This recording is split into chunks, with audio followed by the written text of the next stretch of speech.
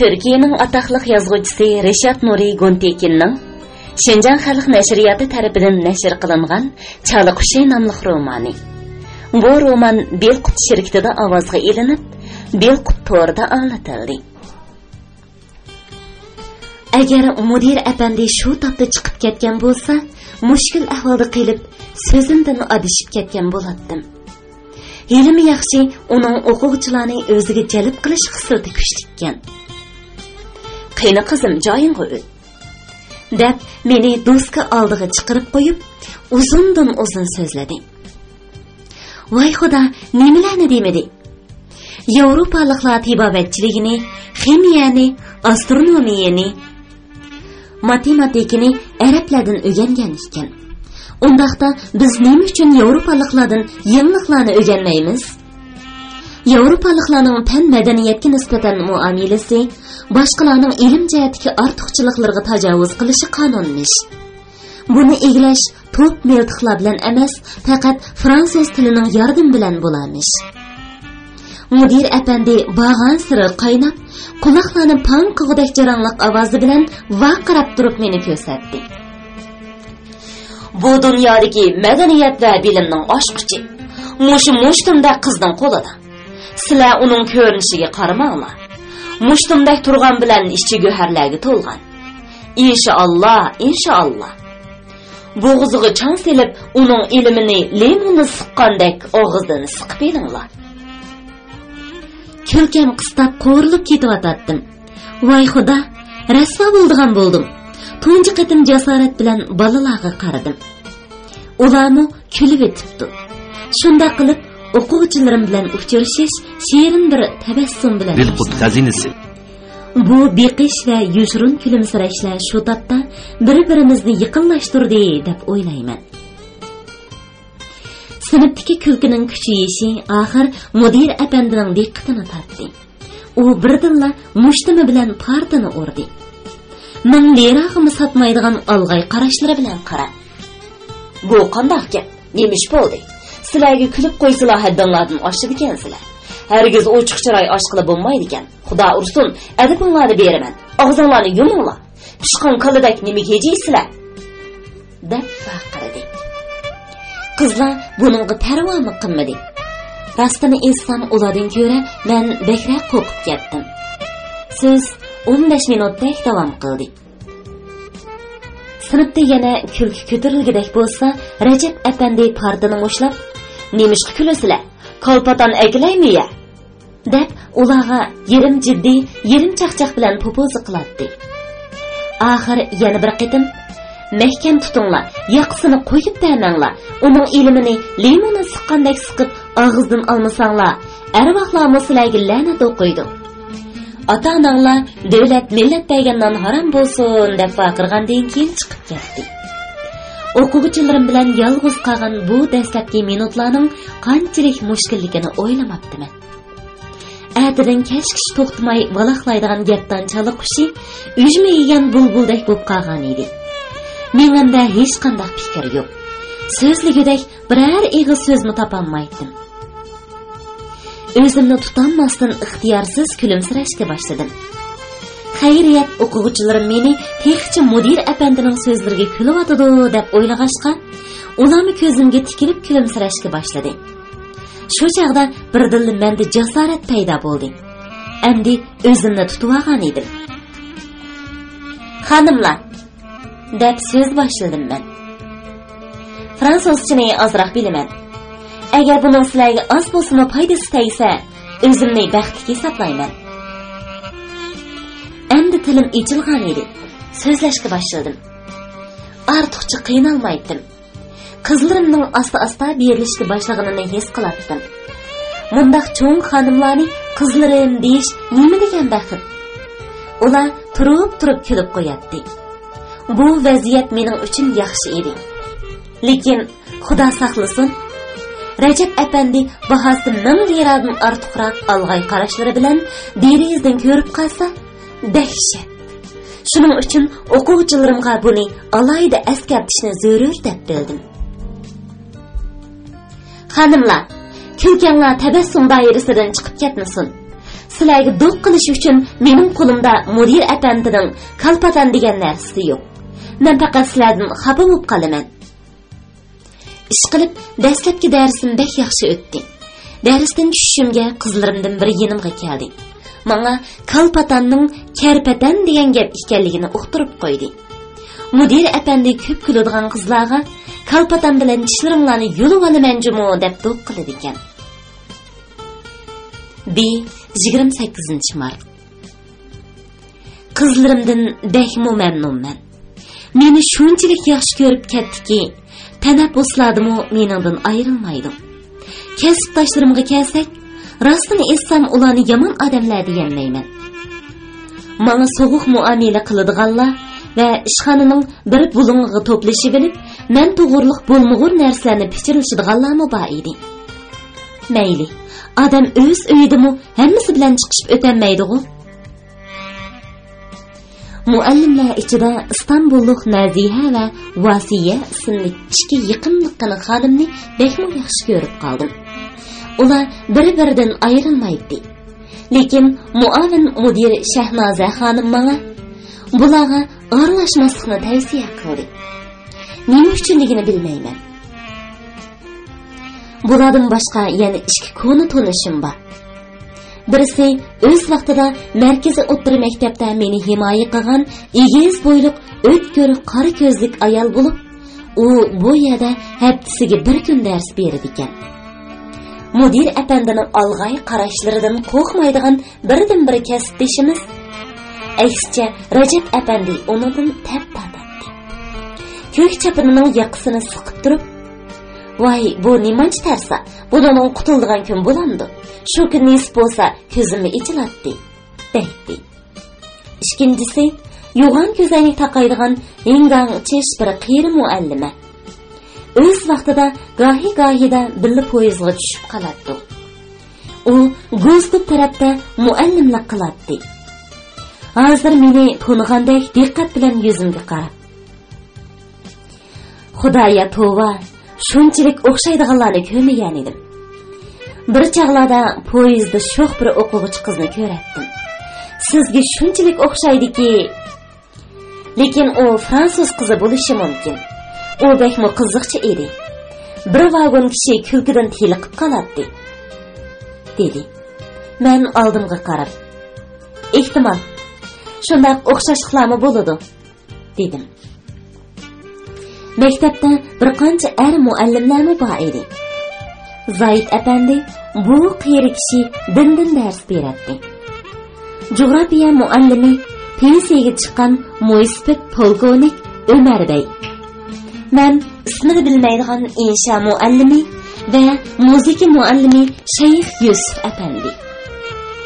U yolg'iz maktabda emas, butun dinning eng obro'li kishilaridan biri bo'lib, Yusuf apandi Mavlavi shayxlardan ekan. Bu bechora odam bir necha yil avval sil kesilga duchor bo'ldi. Doktorlar havo o'zgartmasi o'lib ketadiganligini aytgan ekan. Shunga 2 yil avval tul hadisi bilan billa bu yerga ko'chib ketdi. Ikki qirindosh kichik bir uyda o'z oldiga yashaydi ekan. Uning uyini ko'rganlar muzika muziyiga o'xshadi ekan. Har qanday soz chalg'ulardan bor ekan. Ish qilib Shayx apandi mashhur bir kompozitor ekan. Uning ijodiyati bekmo ko'pkan. Boshqalar yig'ilmasdan tanishamaydi ekan. Men uni birinchi qitim yomg'irli sovuq kunda ko'rdim. Tanaffusda o'quvchilarim bilan bog'chaga chiqdim. Ularga yangi top o'yinini o'rgatish bahonasi bilan bir oz o'ynab kirgan edim. Qaytib kirganimda qari partuqim yo'l bo'lib ketgan edi. Shunimi aytib o'tay, men kiygan bu forma hammasiga yarab, hatto o'quvchilarim orasiga taraldi.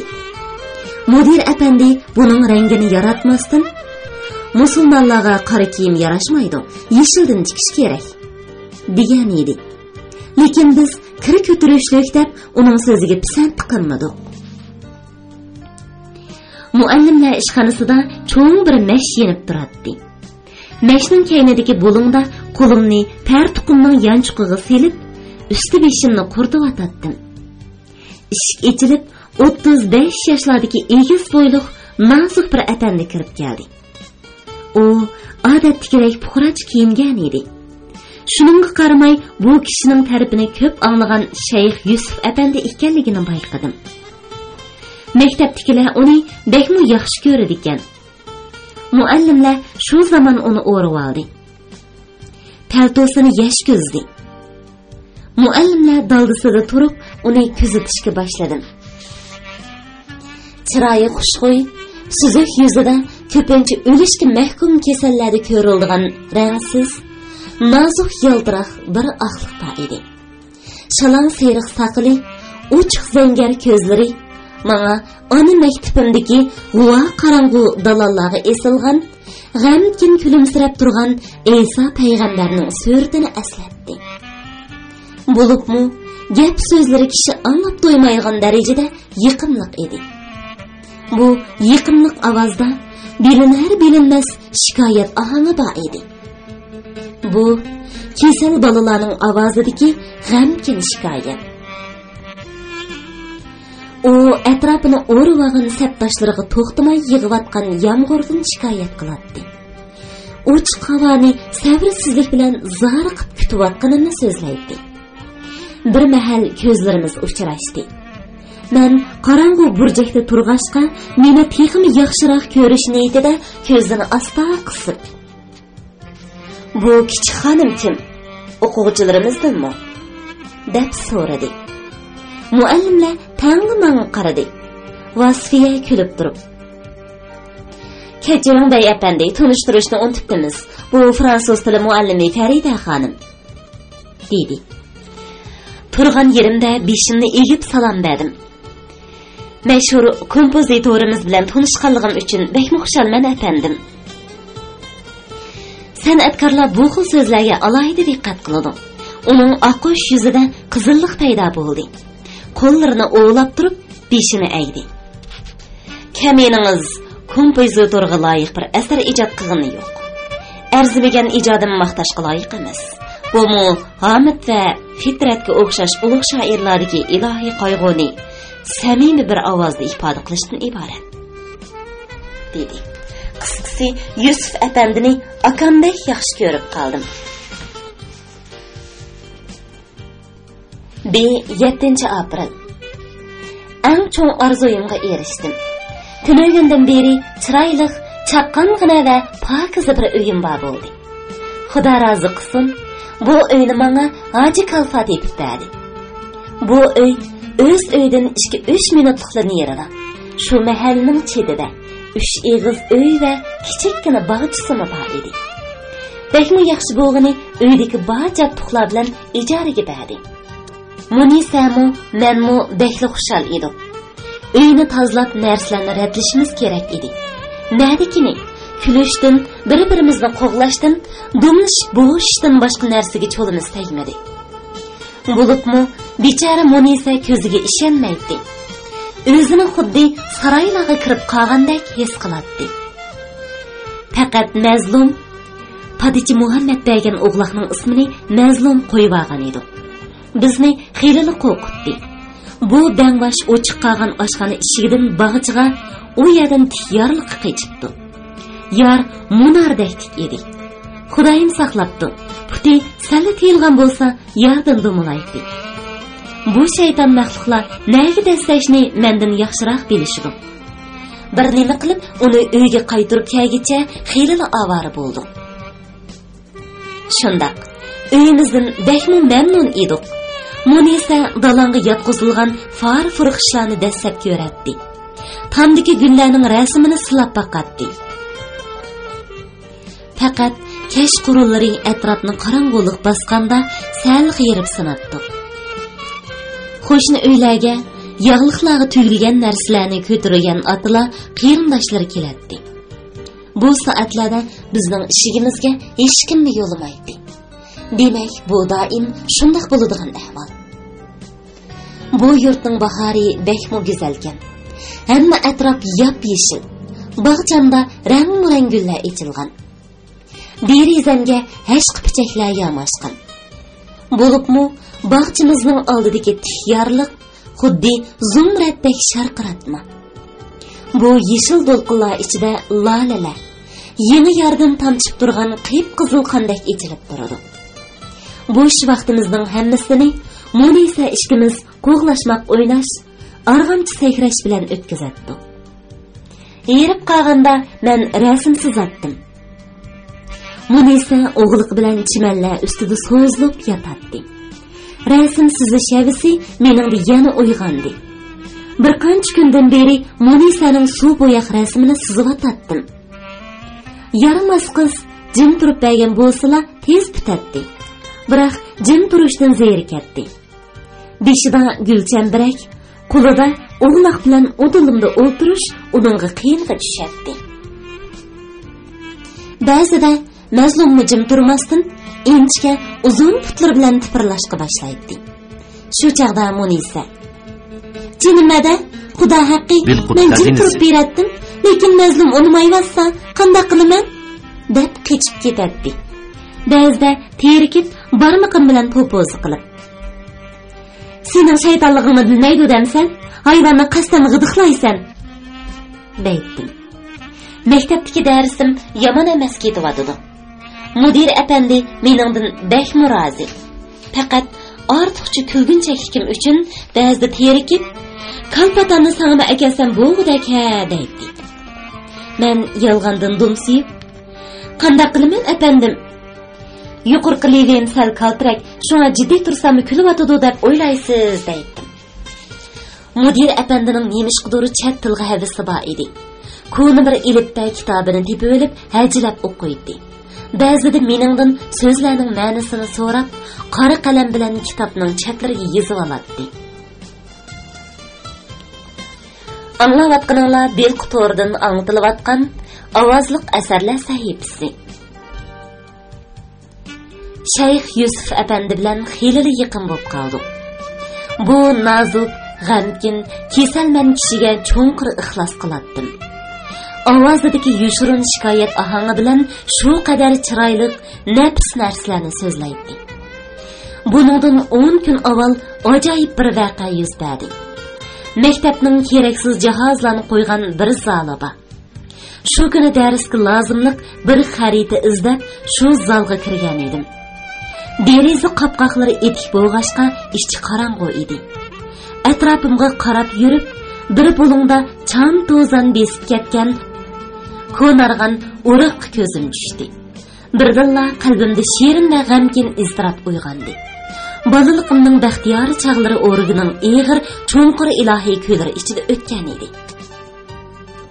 Unutilgan do'stining qabrisiga yaqinlashgandek bir titrak ichida yinig'i keldim. Bu yerga nemishga kirganligimni, qayerda ekanligimni unutgan edim. Asta putimni bosdim.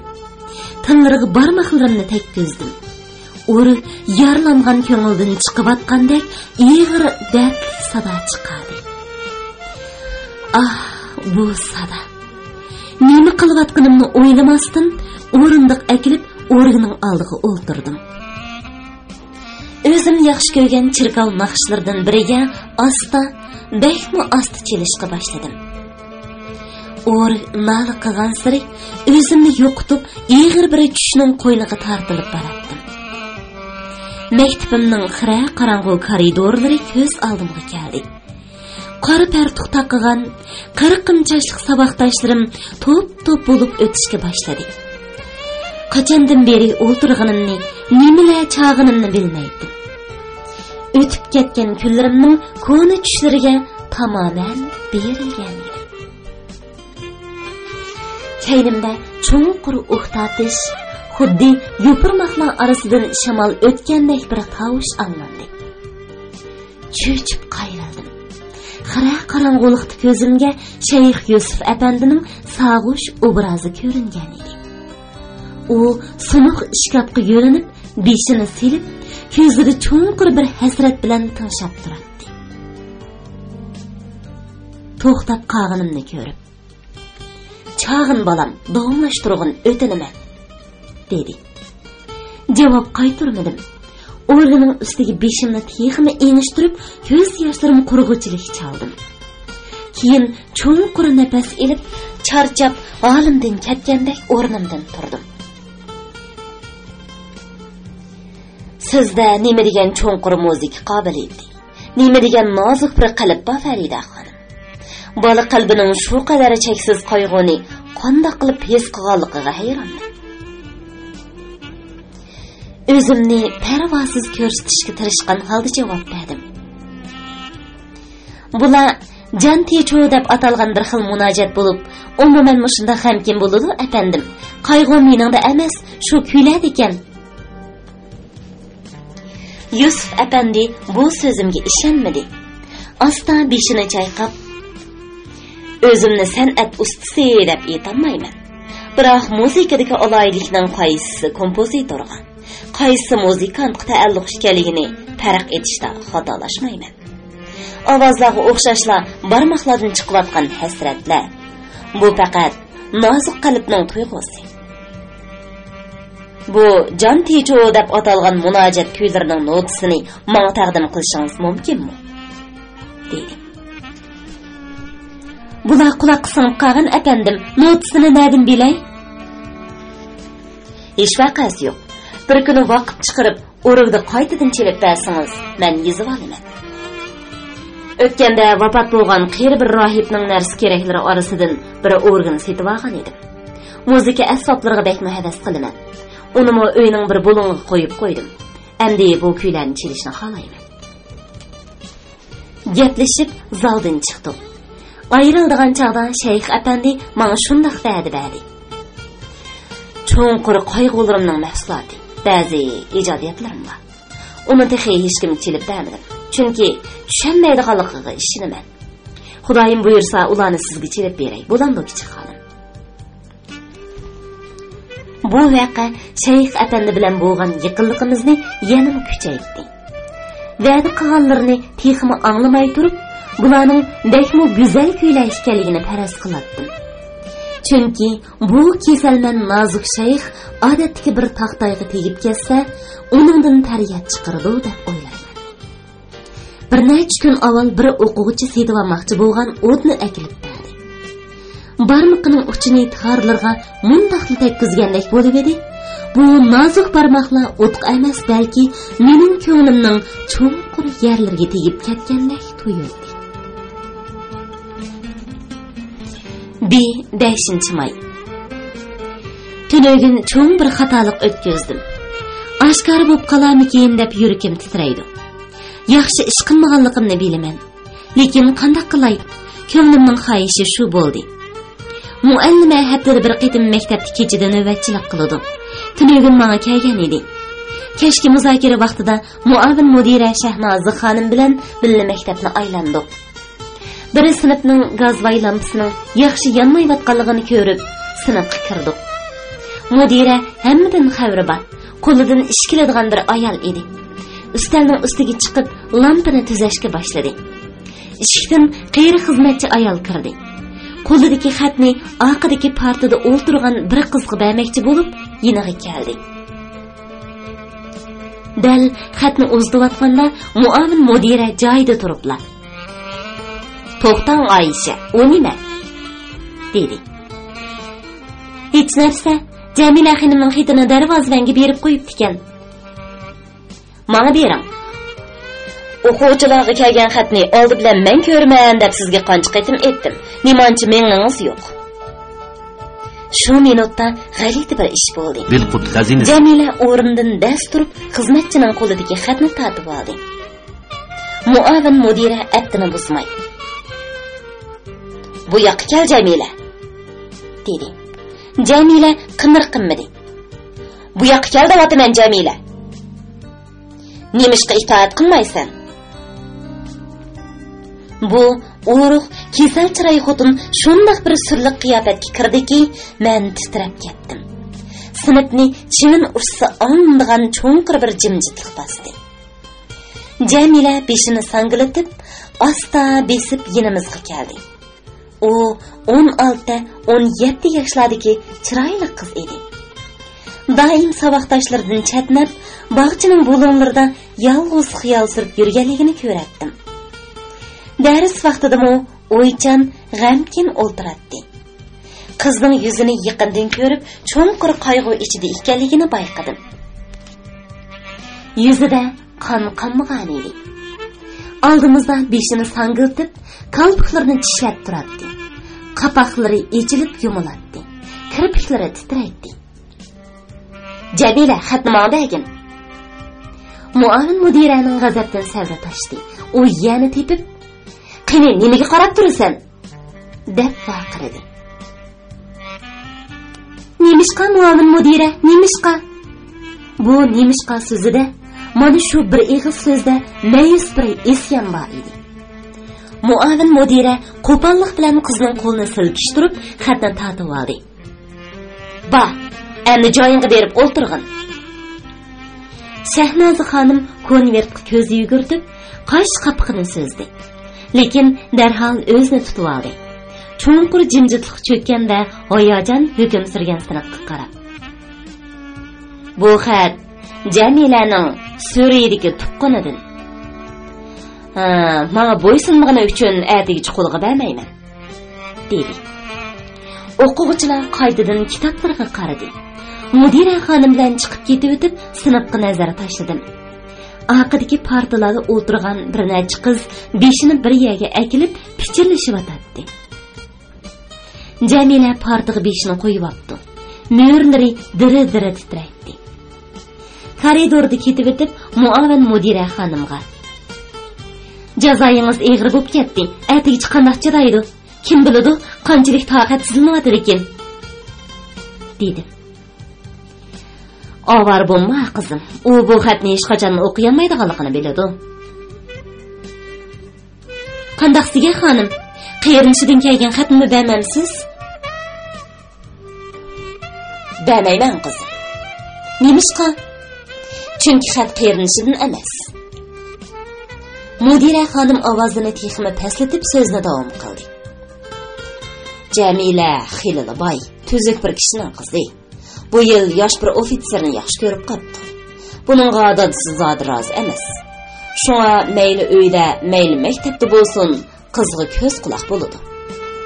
Ofitserni Bandirma degan joyga avatibdi. Biz bu qizni asta-asta sovutishga tirishib lekin u pat-patli bechoraning yarasini qo'zg'aydi. Bu mening qo'limga tushgan 3-xat. Biz so'zlashib, muavin mudira xonimning ishxonasiga kirdik. Shahnoza xonim ochiq bilan xatni mejiqlab, meshning og'zini ochib ichiga tashladi. Vaqt yarim kechaga yaqinlashgan edi. Men navbatchilar uyida uxlayolmay yotardim. Oxiri qat'iy qarorga keldim. Koridorni aylanib yurgan navbatchi ayolni bir bahona bilan pastga tushirib etib, mudira xonimning bo'sh ishxonasiga kirdim. Perdisi qayrilgan derazdan xira ay yo'riqi tushib turardi. Xuddi tun o'g'risidek titrab turib, mashning og'zini ochdim. Mijixlangan, yirtib tashlangan qog'oz parchalari orasidan Jamilaning baxtsiz xatini topdim. Navbatchilik qilgan kechalarimda hammaylar uxlagandan keyin bo'sh koridorda jimjit qarang'u yotoqlarni aylanib yurishni bekmi yaxshi ko'raman. Yotqinni ichib yotgan kichik qizlarning ustida yipib qo'yman yoki yo'tilayotgan kichikkina og'riqning yotqinini tuzashtirman. Qiziqmisi eshib ketganlarning peshonasini silayman va yoki cho'lg'an qo'ng'ir chashlar ichida uxlayotgan yosh bir qizning yerim ichilgan nozik lablarini ko'rganimda qaysi bir umidlar uchun kulimsirayotadigandu deb o'zimdan so'rayman. Bir necha qiz uxlayotgan g'uva qarang'u jimjit yotoqlarga ig'ir tush buluti cho'kkandek edi. Bu havoni tarqitib etmaslik, bu bechoralarning uyg'onish bilan yo'qab ketadigan tushini buzib etmaslik uchun putimning uchida dastlab mavatdim. Yuragim titraydi. Shu kechasi Jamilaning yiniga kelganimda u bechora yengini uxlagan ekan. Buni uning kirpiklarida tex qurimagan ko'z yoshlaridan belgili bo'ladi. Asta ustiga engish dedim. Baxtiyor kichikgina qiz. Partuxning yanchuqidan yaxshi ko'rgan odamning xetini topganingda kim biladi, qanchalik xush bo'lib ketasan. bu yo'qolgan narsani, qaysi bir g'oyib tun pardasining bu yerga akilib qo'yganini o'zingdan so'rarsan. Jamila, u pari emas, balki oddiy bir bechoradir. Nafratlangan odamdan kelishi mumkin bo'lgan xatlarni har doim qalbining bir partisi bilan birga ko'ydirishga mahkum bo'lgan talaysizdir. Anglayotganinglar Bilq To'rdan anglatilayotgan ovozliq asarlar sahifasi. 20-may. Tünögün dersler to'xtadi. 3 kundan keyin imtihon boshlanadi. Bugun B'dagi barliq qizlar maktablari shahardan 1 soatlik yiroqlikdagi daryo bo'yida may bayramini o'tkazdi. Men ko'pchilik bilan birga bo'ladigan sayohatlarni yaxshi ko'rmayman. Shuning uchun bamaslikni, bugungi kunni bog'chamda o'tkazishni niyat qildim. Lekin qizlarning she'r etib o'tayotganini ko'rgan Munisa g'ingshishga boshladi. Dal uni bezlayotganimda ishga qiqildi. Chiqsam, Vasfiya bilan o'qish bitirdigan sinfdagi bir qancha o'quvchi ekan. Cho'qim meni oldiga selib akilish uchun mudir apandi Vasfiyani avatibdi. Rajab apandi, Xudo haqqi, men uningga atab qo'zi so'ydirdim. Oldi atkizdim. Bu qanday gap bo'ldi? Kamsiz zodi bo'lmaydi apandim. Bo'lmaydi apandim deb var vaqirab demiş. O'quvchilarimni o'qish bitirdigan sinf nomidan chaqirg'ili ketdi. Yipak qurti bormasa, bizni hargiz bormaymiz deb turibli bo'lganmish. Yipak qurti mening yangi ismim. Chala qushi unutildi. O'rniga Yipak qurti chiqdi. Hammadan yamani yeshi cho'ng o'quvchilarim yuzimgila Yipak qurti deyishdan tatinmaydi. Xudo haqqi, bu izzat nafsimga, muallimlik g'ururimga tegdi. Bu ism faqat maktab tili qosig'i bir nuri edi. Oldingi kuni qahvaxonaning oldidan o'tib ketib Bay Yipak Sodigri deb atalgan xurafiy kiyingan qo'pol kishi ovozining berichi vaqirab, 8 ujmilik bog'chamba, 8-imi bu Yipak qurtining qurboni bo'lsin deb vaqirmasmi? Shunchalik uyaldimki, yer yirilib kirib ketar edim. Bormayman deb turasam, noz qilyotdi deb meni zalq qiladi. Shuna ilojisiz paranjamni otib, ularning kaynidan mangdim. Kichik o'quvchilar oq kiyim kiygan edi. Daryo bo'yi oq gul dengiziga aylanibdi. Bu yerda qizlar maktabi nima degan ko'p. Yeşil bağlar arasidagi yılan bag'ri yo'llardan marsh o'qib o'tayotgan o'quvchilar saflarining oxiri ko'rinmaydi. Muallimlar daryoning u tarafidagi daraxtlikka kirib ketgan edi. Bizning aramizda faqat ko'k pashmat kiygan Rajab apandilar yo'g'on qora kunlik tutib aylanib yuradi. Va bir chet tashlardan o'choq yasayotgan oshpazlarga vaqirab-chaqirab buyruqlarni beradi. Muallimalar bilan yeshi cho'ng qizlar paranjilarini elib etib, yuzi ochiq o'ynashga mudir apandini ming bir jafoda unatdi. Oxir uni erkaklar orasiga avatib etdi. Bilmayman, nemishqidir bugun zodili echlanmadim. Bu yerdagi odatdan tashqari shodxuramlik menga parishon, orig'in bir g'amkilikdan boshqa narsa beg'ishlayolmaydi. Bir yoqda boshlang'ich maktab o'quvchilari muzikaga marsh aytadi. Yana bir to'p yosh qizlar bir-birini ittirishib, vang-chung qilishib to'p o'ynayotdi. Asrga erish o'yinini o'ynashadi. Neriroqda cho'ng kichik aralash bir to'p odam deklamatsiya aytgan, she'r o'qigan bir bolani olqishlayotdi. Munisa ko'pchilik orasida yo'qoldi. Yarmas qiz mening bilan o'ltiratdimi? Yiroqroqda egiz yor chetida qator ketgan kashtan darxi bor edi. Yosh muallimalardan ba'zilari cho'ng o'quvchilar bilan birga gulangush sapdi. Yo'pirmoqlar orasida rang-murang etaklar uchadi. Cho'qanda qoqoqlab kulishlar avjiga chiqadi. Men asta ko'pchilikdan yiroqlashib, daryo bo'yiga tushdimda, cho'ng qiya tashning kulangisida o'ltirdim. Taş aralarida önüp qolgan seriq inchki gullarni o'zib, oyoqlarim ostidan iqiyotgan suvga tashlaydim va cho'nqir xiyollarga patatdim. Birdan oq tarafimda topdim, Yipak qurti bu yerda ekan degan inchki ovozni angladim. Gülengish o'ynash uchun meni izlagan ekan. Majburlab ilib bordi. Xalamayman, herib ketdim, uchishni bilmayman desammi, ya o'quvchilar, ya kasbdoshlarim so'zimga quloq solmaydi. Murvat xonim o'z vaqtida markaziy o'rta maktabda meni himoya qilgan o'tkir, qora ko'zlik ayol zodi men bilan uchiman deb turibdi. Gülengo'shga chiqdim, lekin atlashmadi. Qo'llarim titrab, tizlarim xuddi badanimning ig'irligini ko'tarolmayotgandek pukilatdi. Bechora Murvat xilida ovora bo'lgandan keyin voz kechdi. Bo'ldi, ipak qurdim. Sen rostila uchishdan qo'rqir ekansan, ranging qadirib ketdi. Yiqilib tushsan, dedi. Mudir apandi tushlik tomoqni biz bilan birga yedi. Bugungi kayfsizligimni o'mi bayqagan edi. Anda sanda nemishqa kulmaysan? Ey tatur bola, kulma deganda kulasan, endi bu yerda tarangni turasan, deydi. Tomoqdan keyin bu odam meni qo'yib bermasdan maktabdan maxsus men uchun akeldirgan samovarda o'z qo'li bilan choy damlab bermoqchi bo'ldi. Muallimalardan biri yiroqdan ishorat qilib meni chaqirdi.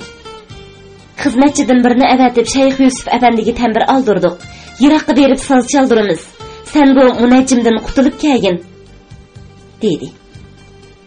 Haqiqatan bu fursatni qo'ldan ketkazishga bo'lmaydi. Yusuf afandining muzikasi meni maftun qilgan edi.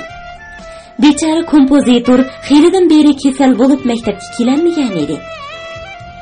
1-2 kundan beri xiyli tuzilib qolganini anglagan edik. Bugun bu sayliga ko'ngli tatibdi. Muallimlar bir bahona bilan Yusuf apandini erlardan ayirib akapti. 8-10 ayol bir bo'lib o'zimizni hech kimga ko'rsatmaslikka tirishib daryo bo'yidagi tar yo'lda mangdi. Shayx apandi bugun behmo tetik va xushal edi. Yo'l uzargan siri uning herib qilishidan ansirganlarga kulib, bu tar yo'l u dunyogacha so'zilsimi harmig'idekman. Bugun o'zimni shunchalik quvvatli his qilyapman deydi.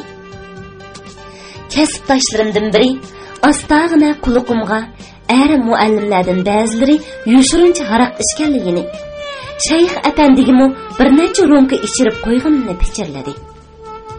Yusuf apandining kayfining chag'liqi balkim shu sababdan bo'lsa kerak. Say yo'lida 15 minutcha mang'andan keyin bayroni bir suv tugminiga keldim. Sharqiratmala deb atalgan bu yerda so'qmoq yo'l birdilla tarayib bo'g'azga o'xshab qolgan edi. Say bo'yidagi qiyolar shunchalik egiz ediki, tuvanga quyosh nuri tushmaydi. Suvlar go'yo tang yo'rqligi ichida otgandek tuyuladi. Bu yerda hech kimning ovozimizni anglayolmaydi.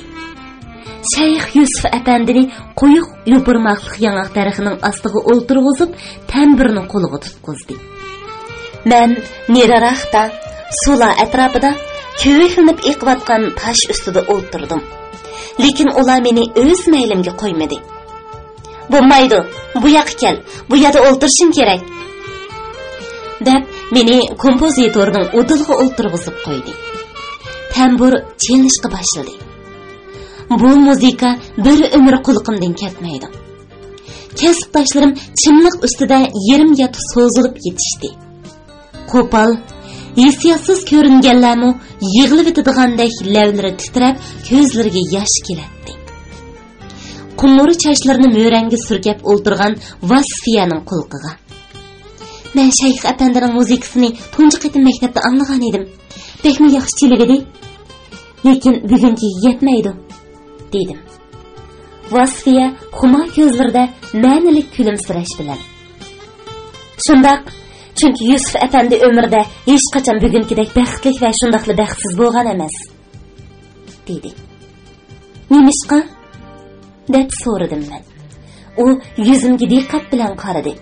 Keyin beshini yana mo'ramga qo'yib, "Jim, anglaydi", dedi. Shayx bugun faqat ko'ni naqshlarni chalardi. Bularning hech yerini hozirgacha anglab baxmagan edim. Her bir naqshi oxirlashay deganda tugab kelishidan qo'rqqandek yurakim titraydi. Lekin u asta-asta sarg'ayishga boshlagan chekisi ushshaq tar bilan namlashgan holda naqsh kaynidan naqshini ulab aytibdi. Uning yerim yumuq ko'zlaridan ko'zimni uzmaydim. Bir chaqda sulg'un mag'ziga bir ikki tomchi yosh eqib tushganini ko'rdim. Birdilla yurakim bo'lakcha bo'lib ketdi. Bir kechdan shuncha bola harg'uzish gunohda chidamasdan naqshning birini tugatishiga. Bir ozdam ilovanmamsiz, beyaram bo'lgandek turasiz. Nima bo'ldi? deb so'radim. U javob bermasdan nam kirpiklari orasidan balalarcha ma'sum ko'zlari bilan menga tikilib qaradi. Keyin qaytadan beshini tamburga egib, yana bir naqshini boshladi. O'tliq ahim oshquzma, mening og'zimni zinhor, zolim meni so'zlatma, qalbimda yana nima bor? Yusuf efendi naqshini tugitish bilanla beshi tamburning ustiga tushdi. Bechora hushidan ketgan edi. Butun muallimlar hodiqib ketdi. Biz sababchi bo'ldik, munchilik harg'uzib etmasligimiz kerak edi, dedim. Yog'liqimni ho'llab kelish uchun ippak toshlardan atlab suv bo'yiga bordim. Bu yenikli bir hushdan ketish edi. Odatki boshqa ish desimi bo'ladi. Qo'l yog'lig'imni ho'llab yeniga kelganimda u ko'zini ochgan edi. Bizni qo'rqitib etdingiz, efendim, dedim. U halsiz bir kulimsirash bilan. Hech vaqasi yo'q, ba'zida shundoq bo'lib qolaman, dedi. Kasbdoshlarimda qandaqdir bir g'alatilik borligini sezishga boshladim. Menga ma'nilik qaraydi. O'zaro bir nimalarni pichirlashardi. Biz boyqa yo'l bilan kaynimizga qaytdik. Men Vasfiya bilan eng oxirida kelyapatdim. Bu shayx apandida bir ahvol bada qiladi-ku, ich-ichidan izlayotgandek ko'rinadi, dedim. Kasbdeshim boyqa ma'nilik qarashi bilan menga tikildi. Rostavatamsan Farida, xafa bo'lma, men ishonmayman. Demak, sen hech narsani bilmaysan, shundaqmi? Vasfiya yana ajoyib bir qarash bilan ko'zlarini menga tikdi. Bilsam yushiratdimmi? U yana ishonmadi. Butun begimalum ishni sen nemishqa bilmaysan? Bu bema'ni gumonga kulimsirab, mo'rlarimni qisdim. Sana ma'lum, men beda uydan chiqmay yolg'iz yashayman. Hech kimning hech qanday ishi bilan chatqim yo'q. Kasbdeshim qo'limdan tutib, Yusuf efendi seni o'lgidek yaxshi ko'rdi, Farida, dedi. İxtiyorsiz qo'lim bilan yuzimni artdim. Daryo bo'yida bolalarning xushal-xo'ram vang-chungi texicha davom qiladi. Hech kimga bilindirmasdan ko'pchilikdan ayrilib, ishki bog'ning orasidagi tar yo'l bilan yolg'iz uyga qaytdim. 25-iyul. Yoz kun xilili uzrab qoldi. Havo chidab bo'lg'usiz darajada issiq ketdi. Hamma narsa sarg'ayib, yeshillikdan asar qolmadi. Uduldagi quyuq yeshil to'piliklarni sarg'ayishga boshladi. Yiroqdan yoz optipidan ko'zlarni qamashtiradigan nuri ichida xuddi kul devisidek va ma'nisiz, jonsiz ko'rinadi. Bularni ko'rib ichim siqilatdi. Bo'g'ilib, jinim chiqib ketayotgandek bo'lardim. Shahar bo'shab qoldi. O'quvchilar ta'til qilib uylariga qaytgan edi. Muallimlardan bir munchisi ta'tilni o'tkazish uchun boshqa yerlarga ketishgan edi. Naziha bilan Vasfiya annisanda Istanbuldan menga xat yozib qo'yapti. Bu yil Istanbul bekmi chiroyli bo'lib ketibdi deymish. Suvlarni, orollarni tasvirlab tugatanmaydi ekan. Yo'lini qilansila u yerda qilib qolamish. Rostini aytsam, mening bu yerda qilish niyatim yo'q. Shayx Yusuf efendi vaqasi meni bekmi beoram qilgan edi. Odamlarga ko'rinishdan uyuldigan bo'ldim. maktablar ochilgan chaqda boshqa joyga ketishni so'rayman. U yer mayli jafoliq bo'lsin, mayli meni ishlatib hardursin, kerak yo'q. Faqat o'z holimga qo'ysila bo'ldi. Belqut shirkatida ovozga elinib, Belqut to'rida anglatilayotgan ataqli Turkiya yozuvchisi Rishad Nuriy Guntekinning Şinjan Xalq nashriyati tarafidan nashr qilingan Chala qushi nomli romanini bugun mushiyagacha anglatdik.